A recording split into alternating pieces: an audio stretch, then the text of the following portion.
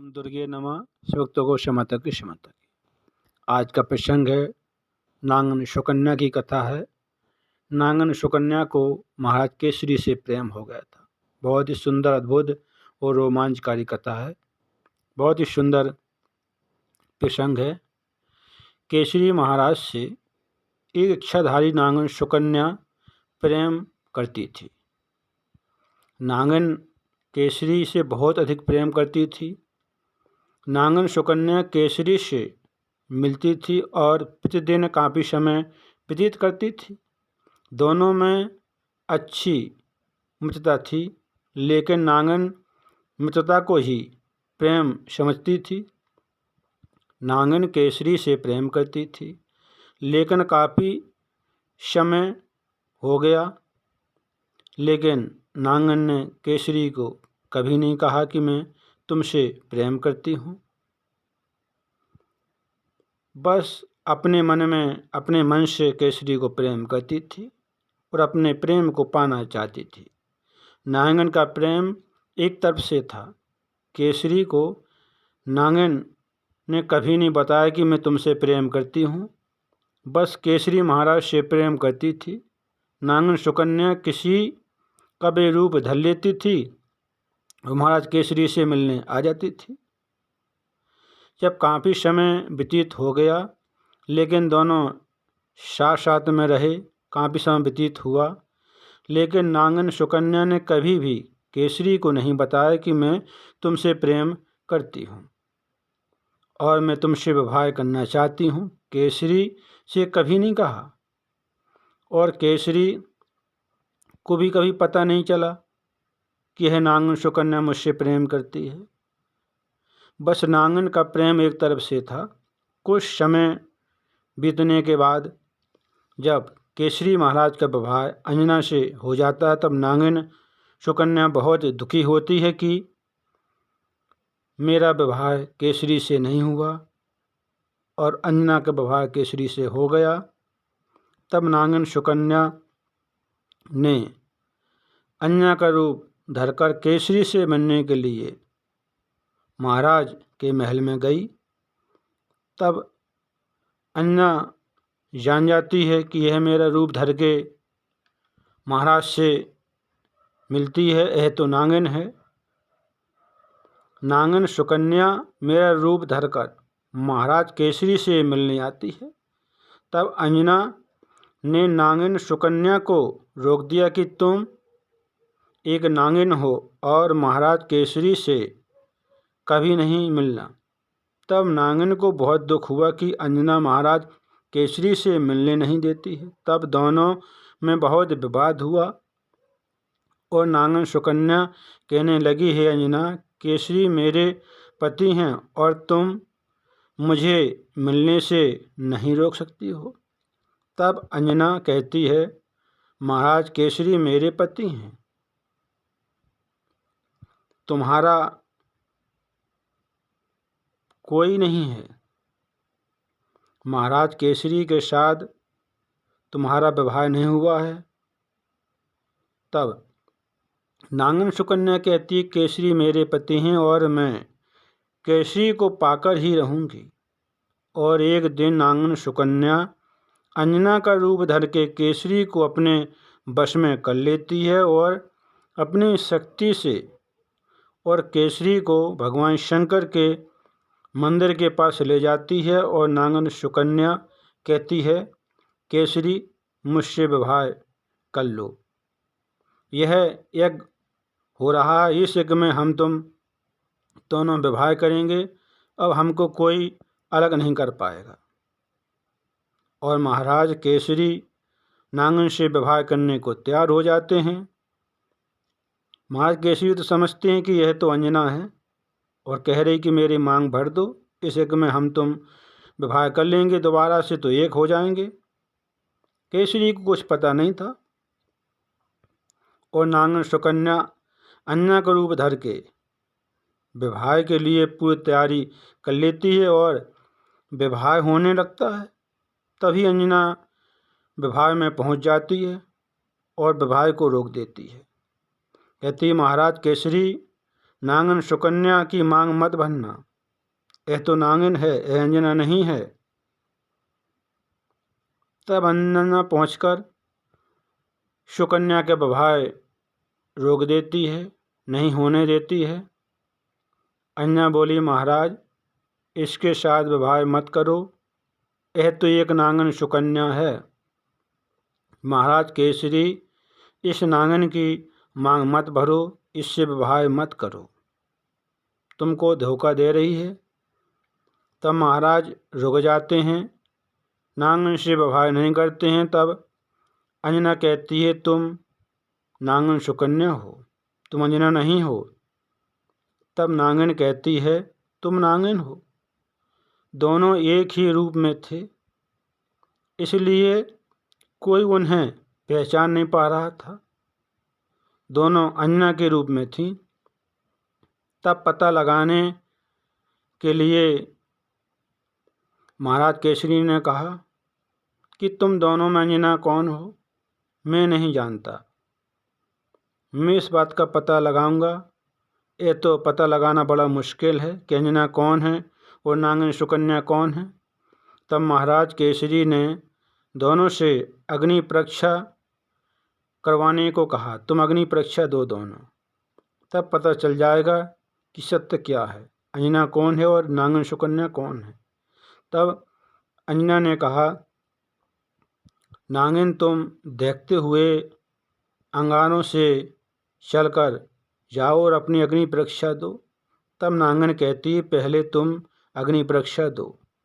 तब अंजना अग्नि परीक्षा देने के लिए तैयार हो जाती है और अग्नि देवता को प्रणाम करती है, उनसे प्रार्थना करती है और कहती है, हे अग्निदेव, मैंने मन कर्म वचन से केसरी महाराज को अपना पति माना है। यदि मैं एक सच्ची पतिव्रता स्त्री हूँ तो मुझे इस परीक्षा में सफलता प्रदान करें, मैं इस परीक्षा में सफल हो जाऊं। महाराज केसरी के प्रति मेरी श्रद्धा और विश्वास और प्रेम की निर्मल धारा से अपनी ऊष्मा और प्रचन्नता को सहनीय बना दें और अग्निदेव से प्रार्थना करके, अग्निदेव को प्रणाम करके अंजना देखते हुए अंगारों के ऊपर से पैदल चलकर निकल जाती है, अग्नि परीक्षा दे देती है, अग्नि परीक्षा में सफल हो जाती है। तब अंजना कहती है नांगन से, बोली सुकन्या से, अब तुम अग्नि परीक्षा दो। तब नांगन कहती है, यह तो नांगन सुकन्या है, तभी तो यह अग्नि से पार हो गई, अग्नि पार करके निकल गई। तब महाराज कहते हैं, केसरी अभी तुमको इस अग्नि परीक्षा से गुजरना होगा। तब नांगन कहती है, ठीक है महाराज, मैं भी अग्नि परीक्षा दूंगी। तब नांगन अग्नि के पास जाती है और वह जलने लगती है। नांगन सोचती है, कहती है कि इस मैं अग्नि में जल के भस्म हो जाऊंगी और मैं इस अग्नि परीक्षा दूंगी तो मैं भस्म हो जाऊंगी और जलकर मर जाऊंगी। तब नांगन कहती है कि मैं अग्नि परीक्षा नहीं दूंगी, मैं ही सुकन्या हूँ, मैं अंजना नहीं हूँ। और अपने वास्तविक रूप में आ जाती हैं और क्रोधित हो जाती है नांगन। नांगन सोचती है सुकन्या कि मैं अग्नि के पास जाऊंगी, अग्नि परीक्षा दूंगी तो मैं जल जाऊंगी, भस्म हो जाऊंगी।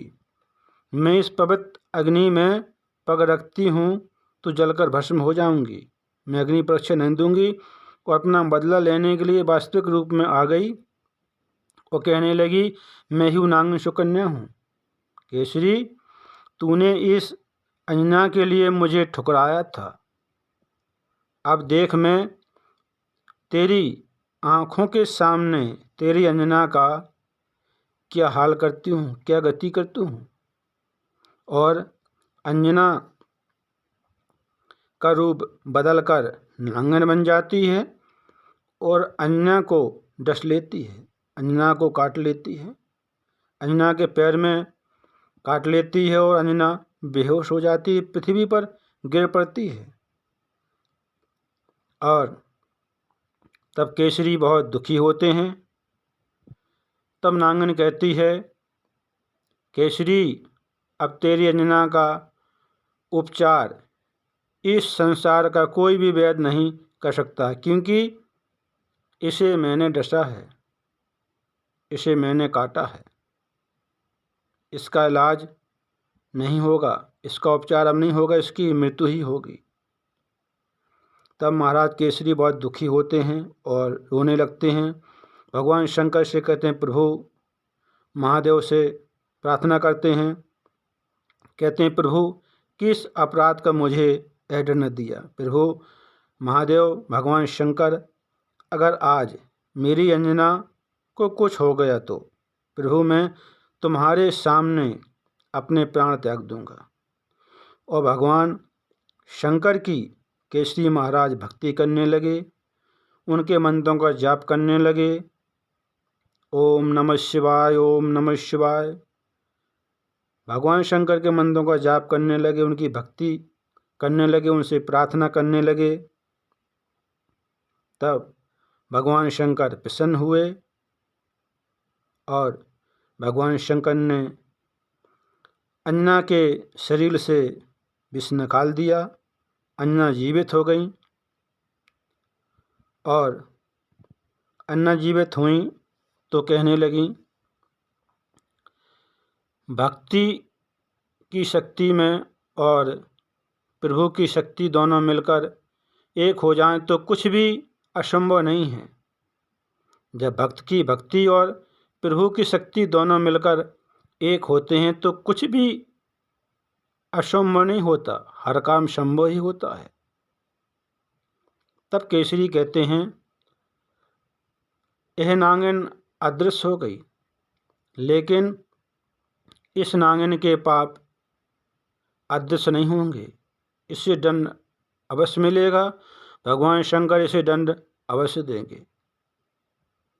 और भगवान शंकर ने नांगन सुकन्या को दंड दिया और उसका अंत किया। नांगन सुकन्या का प्रेम एक तरफ से था। नांगन सुकन्या अपने प्रेम को पाना चाहती थी और वह प्रेम की अग्नि में प्रतिशोध में इतनी अधिक क्रोधित हो गई कि जब केसरी महाराज का प्यार प्रेम नहीं मिला तो है अंजना का अंत करने को तैयार हो गई और बाद में फिर सोचने लगी कि महाराज का भी अंत कर दूं केसरी का, क्योंकि मुझे जब प्रेम नहीं मिला तो ये प्रेम किसी को नहीं मिलेगा। लेकिन नांगन ने सोचा कुछ हुआ कुछ। भगवान शंकर की अंजना और महाराज केसरी पर कृपा थी। अंजना और केसरी महाराज भगवान शंकर के बहुत बड़े भक्त थे, उनकी भक्ति करते थे, उनका ही गुणगान करते थे। कथा बहुत ही सुंदर थी, अद्भुत प्रसंग था।